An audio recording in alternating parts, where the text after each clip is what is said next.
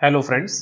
शिक्षण अभिरुचि जिसे टीचिंग एप्टीट्यूड भी कहते हैं, यहाँ से बीएड हो गया, चाहे वो डीएलएड हो गए, चाहे वो बीए बीएड या बीएससी बीएड हो गया जिसको 4 ईयर वाला बोलते हैं, 4 ईयर वाला, और चाहे वो बीएड हो गया जो 2 साल का होता है, इन सभी में आपके एंट्रेंस एग्जाम में शिक्षण अभिरुचि से सीधे सीधे क्वेश्चन आने वाला है। 30 क्वेश्चन आएगा। बीए बीएड में ये क्वेश्चन 20 हो जाएगा, संख्या 20 हो जाएगा। तो अब इसके क्वेश्चंस कैसे होते हैं? जनरली ये क्वेश्चंस उस लेवल के होते हैं जो आप बीएड कॉलेज में जाके पढ़ोगे या डीएलएड कॉलेज में जाके इसको पढ़ोगे, वहां से क्वेश्चन आते हैं। तो आपने अभी पढ़ा नहीं है तो ये क्वेश्चंस कैसे करोगे? तो इसके लिए ये इंपॉर्टेंट है, एलिमिनेशन मेथड बहुत जरूरी है। आप एलिमिनेट करके पढ़ाना है। आपको एक अच्छा आदर्श शिक्षक के रूप में अपने आप को ट्रीट करते हुए उस क्वेश्चन को लेना है। जैसे देखो, पहला ही क्वेश्चन देखो। पहले क्वेश्चन में बोला गया है, निम्न में से कौन सा आदर्श मूल्यांकन, आदर्श मूल्यांकन मतलब आइडियल रूप से हम लोग क्या करेंगे, इवेल्युएट करेंगे। आइडियल इवेल्युएशन की बात किया गया है, तो इसका मानदंड नहीं है बोला गया है। ठीक है। अब एक बोला जा रहा है विश्वसनीयता। आप अगर किसी का मूल्यांकन कर रहे हैं तो विश्वास करते हुए कि वो कितना रिलायबल है, इसको देखते हुए हम मूल्यांकन करेंगे, बिल्कुल करेंगे। विषयानुकूल, appropriate to the subject, subject में एप्रोप्रिएट है, इसके अकॉर्डिंग आप क्या करोगे, इवेल्युएट करोगे। ऑब्जेक्टिविटी, वस्तुनिष्ठता, ये जरूर होगा मूल्यांकन में। लेकिन अगर आप मूल्य कर रहे हो, किसी मूल्य का अंकन, मूल्यांकन का मतलब क्या हो गया, किसी चीज को आप जैसे इवेल्युएट कर रहे हो, इसका मतलब क्या है, अगर कोई कॉपी चेक कर रहे हो, सिर्फ सीधे सी बात कर रहा हूं, एकदम सिंपल से, मूल्यांकन का अर्थ काफी व्यापक है, लेकिन मैं एक संकुचित अर्थ लेते हुए किसी बच्चे का कॉपी में चेक कर रहा हूं, तो उसको कितना मूल्य, अपन कितना उसको अंक देंगे, ठीक है, कितना उसको अंक देंगे, यही मूल्यांकन है, ऐसा समझ लो। बाकी मूल्यांकन का अर्थ थोड़ा व्यापक है, इसको आप लोग बीएड कॉलेज में पढ़ोगे और सी टेट सीजी टेट की प्रिपरेशन के समय पढ़ोगे। अभी इतना ही जानो, मूल्यांकन का मतलब क्या है कि बच्चे को कॉपी में मार्क्स देना, बस यही उसका अर्थ नहीं होता, लेकिन ऐसा मान के चलो। तब आप उसको प्रोबेबिलिटी के थ्रू, संभावना लगा के उसको मार्क्स आप नहीं करोगे। ठीक है। किसी भी बच्चे को मार्क्स आप उसका नाम देख के नहीं दोगे। जैसे कॉपी चेक कर रहा हूं मैं किसी बच्चे को हिंदी में, अब मैं देख लिया इसका नाम सुमन है, अब सुमन तो क्लास में पढ़ती ही नहीं है, एकदम गधी लड़की है, तो नाम देख के मैं उसका नाम एक ऐसा संभावित मार्क्स नहीं दे दूंगा, इसको इतना ही तो मिलेगा, 50 में 30 नंबर 20 नंबर ही तो पाएगी, तो इतना ही दे देता हूं, ऐसा नहीं है। तो मूल्यांकन करने के लिए आप संभावना के अकॉर्डिंग नहीं करते। भले एक्चुअल में जैसे मैं टीचर हूं तो मैं खुद ऐसे कर देता हूं कभी कभी, लेकिन ऐसा नहीं करना चाहिए आइडियली रूप में। ठीक है। जैसे कोई टीचर है, अब उसके उसके स्कूल में 100 बच्चे हैं, 150 बच्चे हैं, 100 से 150 बच्चे हैं, तो वो एक एक बच्चे का नाम कॉपी चेक करने का समय उसको नहीं मिल रहा है, तो वो क्या कर देगा, समय को देखते हुए क्या करेगा, ऐसे गैस मार के उसको मार्क्स दे देगा। मतलब एक संभावना लगाएगा कि ये बच्चे तो क्लास में आती भी नहीं है, ना पढ़ती है, तो इसको इतना दे दो। वो लड़का तो आज तक मैं देखा ही नहीं हूँ स्कूल में, अब वो एग्जाम देने आए हैं। जैसे सरकारी स्कूल में जनरली ऐसा ही होता है, बच्चे आते नहीं है, अब बच्चे आ नहीं रहे हैं, अब एग्जाम के दिन वो आया है, एग्जाम दे रहा है, अब उसको मैं ऐसा एक संभावना लगाऊंगा कि ये बच्चा तो गधा ही होगा, तो इसका कॉपी क्या ही चेक करो, सीधे मार्क्स भर देता हूँ, रिजल्ट में सीधे मार्क्स लिख देंगे। तो ये मूल्यांकन का मानदंड नहीं है। समझ में आया? चलिए आगे देखते हैं।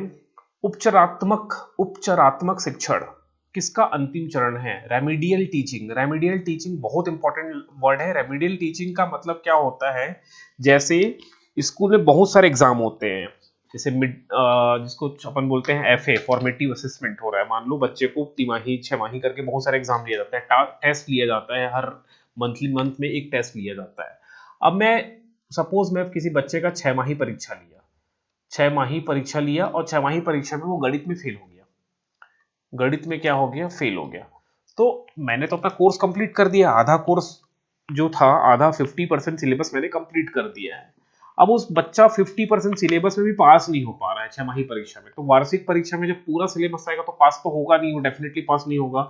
तो इसके लिए एक मेथड बनाया गया है, रेमिडियल टीचिंग। जैसे ही स्कूल खत्म होता है, जैसे मान लो स्कूल का समय है 8 से 12 है, या गवर्नमेंट स्कूल में 10 से 4 रहता है, मान लो मिडिल स्कूल या प्राइमरी स्कूल 10 से 4 है, तो स्कूल के खत्म होने, मान लो उसका स्कूल 3 साढ़े 3 को खत्म हो जाता है और 3:30 से 4 खेलने का पीरियड होता है, या उसमें कुछ एक्स्ट्रा वर्क किया जाता है, लाइब्रेरी वगैरह होता है, उसकी पढ़ाई हो रही है। तो ये 3:30 से 4 में उस बच्चे को अलग से बुला के एक प्राइवेट कोचिंग की तरह, या वैसे हो सकते हैं 4-5 बच्चे हो जिन जो गणित में फेल हुए हो, तो ऐसे बच्चों के लिए एक स्पेशल क्लास अरेंज किया जाता है जिसको बोलते हैं रेमिडियल टीचिंग, जिसको हम लोग एक्स्ट्रा क्लास भी बोल देते हैं। ठीक है, तो एक्स्ट्रा क्लास कोई वर्ड नहीं है, बीएड में कोई स्पेशल नाम है इसका। इसका स्पेशल नाम क्या है? रेमिडियल टीचिंग, उपचारात्मक शिक्षण। नाम से क्लियर हिंदी में क्लियरली समझ में आ रहा है, उपचार कर रहे हैं। वो बच्चे फेल हो गया है किसी कारणवश, तो उसे हम लोग एक्स्ट्रा क्लास में एक्स्ट्रा टाइम देके एक टीचर उसको क्या करता है? उपचार करता है। तो उसको ही क्या बोलते हैं? उपचारात्मक शिक्षण। और उपचारात्मक शिक्षण किसका अंतिम चरण है बोला गया है? तो ध्यान से देखोगे, निदानात्मक, निदानात्मक मतलब उसको हम क्या कर रहे हैं? निदान दे रहे हैं। ठीक है, तो किसका अंतिम चरण है? निदानात्मक शिक्षण का अंतिम चरण है। चलिए आगे देखते हैं। निदानात्मक परीक्षण का महत्व है, शिक्षण में महत्व है, परामर्श और निर्देशन में महत्व है, उपचारात्मक शिक्षण की व्यवस्था में इसका महत्व है, या सभी जगह इसका महत्व है। ठीक है, इसको थोड़ा सोचना है। अब देखो, निदानात्मक परीक्षण, डायग्नोस्टिक टेस्टिंग, अगर हम लोग डायग्नोस कर रहे हैं, किसी चीज का डायग्नोस कर रहे हैं, तो उसका जो महत्व है डेफिनेटली एजुकेशन में रहेगा। ठीक, अब डायग्नोस कहाँ कहाँ किया जाता है, पहले ये समझो। जो डायग्नोसिस होता है वो कहाँ कहाँ पर अपन ये टेस्ट करते हैं। शिक्षण में कर सकते हैं कि नहीं कर सकते, कि बच्चे की स्थिति कैसी है। अगर कोई बच्चा है, मान लो उसका नाम है शुभम, अब ये कोई बच्चा है शुभम, अब शुभम जो है मेरे से फर्स्ट टाइम मिला, मैं सपोज कर लो मैं नया टीचर हूँ, उस स्कूल में नया टीचर हूँ। अब शुभम का मैं जाते ही 6वीं क्लास में मैं गया, 6वीं क्लास में सपोज कर लो 30 बच्चे थे, 30 बच्चों में एक लड़का है शुभम। अब मैं फर्स्ट डे ही कुछ कुछ क्वेश्चन, अपना इंट्रोडक्शन दिए, बच्चों का इंट्रोडक्शन लेने के बाद मैथ्स में का टीचर अगर वहाँ फैकल्टी हूँ, तो मैंने मैथ्स के कुछ सिंपल से क्वेश्चन दिए, जोड़ना घटाना वाला या गुणा भाग वाला। तो शुभम नहीं कर पा रहा है, गुणा नहीं कर पा रहा है, जोड़ नहीं कर रहा है। एक 6वीं क्लास का बच्चा जोड़ घटाओ गुणा भाग नहीं कर पा रहा, तो 6वीं के जो डिफिकल्ट प्रॉब्लम है उसको नहीं कर सकता। तो ये डायग्नोसिस हो गया, उसके जो प्रॉब्लम है मैंने क्या कर लिया? डायग्नोसिस कर लिया, कि समझ में आ गया कि शुभम को मैथ्स में तकलीफ है। तो इसको जरूरत है या तो रेमेडियल टीचिंग की जरूरत है। ठीक है, अभी जो रेमेडियल की हम बात कर रहे थे, लेकिन अभी हमारा प्रश्न है कि निदानात्मक परीक्षण का महत्व क्या है, डायग्नोसिस टेस्ट का महत्व क्या है। शिक्षण में महत्व है, समझ में आ गया। परामर्श और निर्देशन में महत्व है। अब शुभम को तकलीफ है मैथ्स में, तो मैं उसको कुछ परामर्श कर सकता हूँ, ये कर लो भाई, उसकी काउंसलिंग में कर सकता हूँ, या उसको मैं कोई गाइडेंस दे सकता हूँ, निर्देशन दे सकता हूँ कि तुम ये करो, या तुम एक्स्ट्रा क्लास अटेंड करो। ओके, या ये क्वेश्चन सॉल्व करो। उसको आजकल गवर्नमेंट स्कूल में भी क्या होते हैं, ऑनलाइन पढ़ाया जाता है, उनको ऑनलाइन पढ़ाया जाता है, मतलब क्लास में ही ना स्मार्ट बोर्ड लगे होते हैं, डिजिटल बोर्ड लगे होते हैं, स्मार्ट टीवी होते हैं। तो उसको हम लोग एक्स्ट्रा टाइम में कुछ एडिशन सब्ट्रैक्शन की वीडियो दिखा सकते हैं, गाइडेंस दे सकते हैं। समझ में आ रहा है आपको? तो ये किया जा सकता है डेफिनेटली। अब अंत में तो क्या ही होता है, अगर बच्चे को मैं पाया कि शुभम मैथ्स नहीं कर पा रहा, तो उसको मैं एक्स्ट्रा क्लासेस रखूंगा। एक्स्ट्रा क्लासेस को क्या बोलते हैं? Remedial education. तो ये तीनों ही सही है, मतलब इसका करेक्ट आंसर क्या हो जाएगा? ऑल ऑफ दी अबव हो जाएगा। ओके, आगे देखो। निम्न में से विद्यार्थियों में आपसी चिंतन को बढ़ाती है। अब आपसी चिंतन क्या होता है? म्यूचुअल थिंकिंग बोलते हैं। म्यूचुअल थिंकिंग सबसे इंपॉर्टेंट है प्रेजेंट डे में, याद रखना। अब हम लोग मॉडर्न तरीके से बच्चों को पढ़ाने का प्रयास कर, रटवाना, मार पीट के पढ़वाना, ये सब नेगेटिव अप्रोच है पढ़ाने के। अब हम लोग ये सब यूज नहीं करते। अब हम लोग क्या करते हैं, जैसे देखो मैं क्लास 6वीं में गया, 30 बच्चे थे, 30 बच्चों को 5-5 के ग्रुप में बांट दिया। यहाँ 5 बच्चे हो गए, फिर यहाँ फिर से 5 बच्चे को ग्रुप में बांट दिया, फिर एक और ग्रुप बना दिया, यहाँ भी 5 बच्चे थे, यहाँ भी 5 बच्चे थे, यहाँ भी 5 बच्चे थे, और यहाँ भी 5 बच्चे थे। टोटल 6 ग्रुप बनेगा, 5 बच्चे। अब मैंने बच्चों को क्या बोला? मैं उनको एक वर्ड दे दिया, शब्द दे दिया, ट्री दे दिया, मतलब पेड़ दे दिया, जंगल दे दिया, नदी दे दिया, पहाड़ दे दिया। अब मैंने बोला इन पांचों से, इन चारों शब्दों से, ट्रीज हो गए, जंगल हो गए, नदी हो गए, पहाड़ हो गए, इन चारों शब्दों से आपको एक कहानी की रचना करनी है।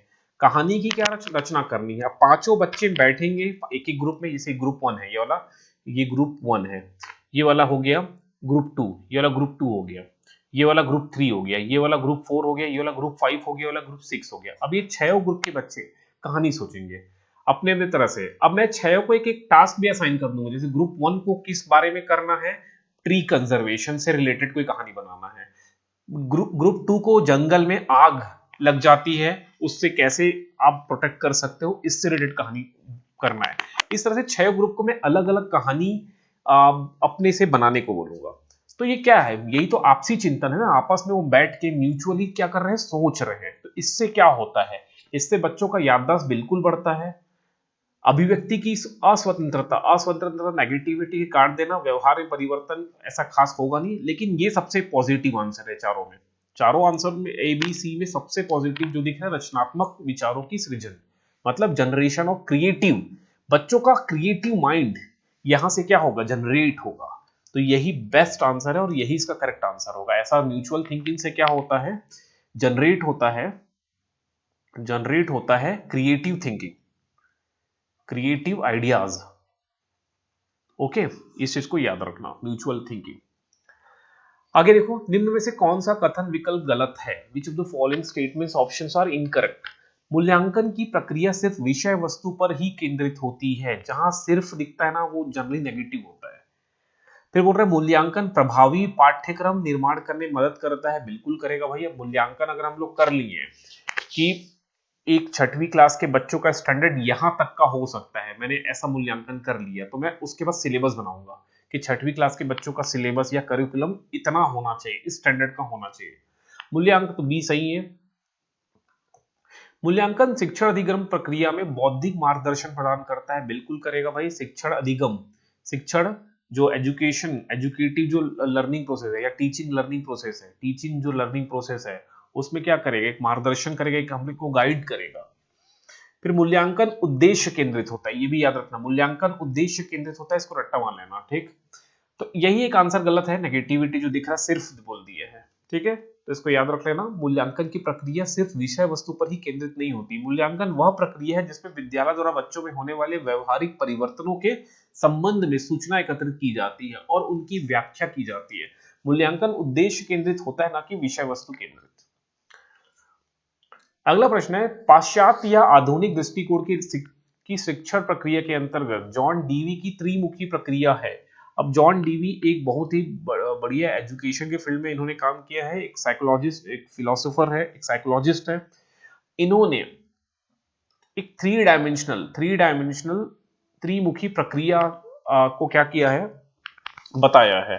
तो ये तीन मुखी प्रक्रिया कौन कौन सी है, तो इनके अनुसार जो तीन मुखी कौन कौन है, एक तो शिक्षक है, यहां पर आप डाल दो शिक्षक को, दूसरा शिक्षार्थी जो सीखने वाला स्टूडेंट, एक शिक्षक है, दूसरा शिक्षार्थी है, और तीसरा जो है समाज। तो जो बच्चा है वो समाज से भी सीखेगा, शिक्षक समाज से कुछ सीखेगा, समाज जो है वो शिक्षक से सीखता है, समाज जो है बच्चे से सीखता है, शिक्षार्थी जो है शिक्षक से सीखता है। तो ये तीनों एक दूसरे से क्या है, इंटर रिलेटेड है। ये किसने कहा था, जॉन डीवे ने।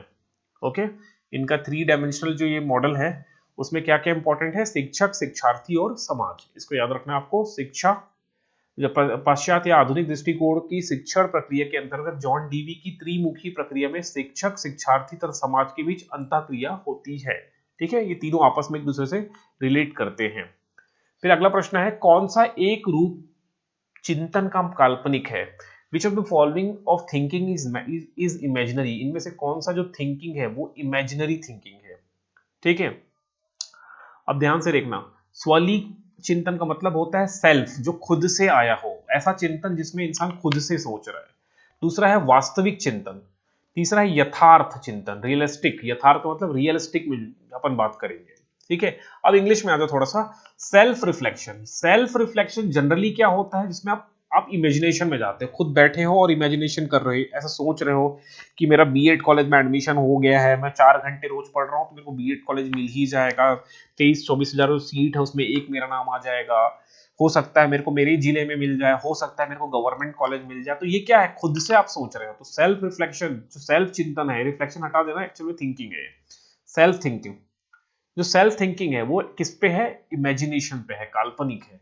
बाकी वास्तविक चिंतन जब आप करोगे या रियलिस्टिक जो करोगे इसमें काल्पनिक नहीं आएगा, ठीक है। तो इसका आंसर क्या हो जाएगा, स्वली चिंतन। भारतीय दृष्टिकोण के अनुसार द्विमुखी शिक्षण प्रक्रिया क्या है, जैसे जॉन डूवी ने 3 डायमेंशनल दिए है, तो भारतीय शिक्षण में 2 डायमेंशन होता है, एक होता है शिक्षक, एक होता है पढ़ाने वाला और दूसरा होता है पढ़ने वाला शिक्षार्थी। तो 2 ही चीज है, शिक्षक और शिक्षार्थी। और जॉन डूवी जो फॉरेनर है उसने 3 डायमेंशन समाज को भी इसमें डाल दिया, ठीक है, टीचर और लर्नर बस होंगे। निम्न में से दिए गए कथनों में से कौन सा यथार्थ चिंतन नहीं है, रियलिस्टिक जो थिंकिंग है वो नहीं है।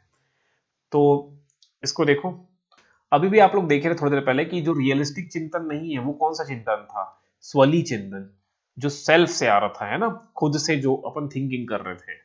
तो वो चिंतन क्या नहीं था, रियलिस्टिक नहीं है, क्योंकि इसमें आप खुद ही सोच रहे हो कि मेरा बीएड कॉलेज में एडमिशन हो गया है, चाहे आप पढ़ रहे हो नहीं पढ़ रहे हो, एक अलग चीज बात है। कोई सोच रहा है मैं आईएएस बन गया हूँ, आईएएस बनने के बाद कलेक्टर बन गया हूँ, अपने जिले में कलेक्टर बन के आया हूँ, ये सब एक क्या है, यथार्थ नहीं है, बिना मेहनत के कुछ नहीं मिलने वाला। ओके, चिंतन के 2 प्रकार दिए हैं, स्वली चिंतन, यथार्थ चिंतन, ठीक है, बाकी देख लेना इसको। तो प्री बीएड के लिए मैंने शिक्षण अभिरुचि से कुछ एमसीक्यू लाए थे, उन एमसीक्यू को मैंने आप तक एक्सप्लेन करने का प्रयास किया, फिर भी जो डाउट रहा होगा वो कमेंट में करना, और कैसा वीडियो लगा ये भी कमेंट में करके बताना। नेक्स्ट वीडियो में बहुत जल्द लाने का प्रयास करता हूँ, ठीक है, थैंक यू।